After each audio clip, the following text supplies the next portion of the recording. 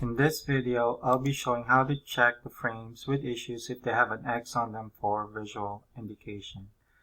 Now the X usually is put on by clicking on the incomplete frame option, like that, and then the next will appear.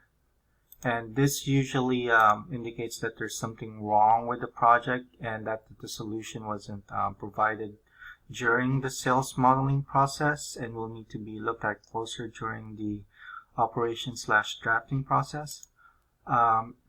So if any condition in your project has some kind of weird condition on it, you would want to put that and make sure that you also write down on the comments here on what's wrong with that frame. And this project, it didn't really come with any frames that have an X on them, so I assume that everything in this frame is correct unless provided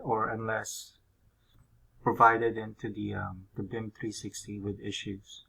And yeah, that's all. Thank you.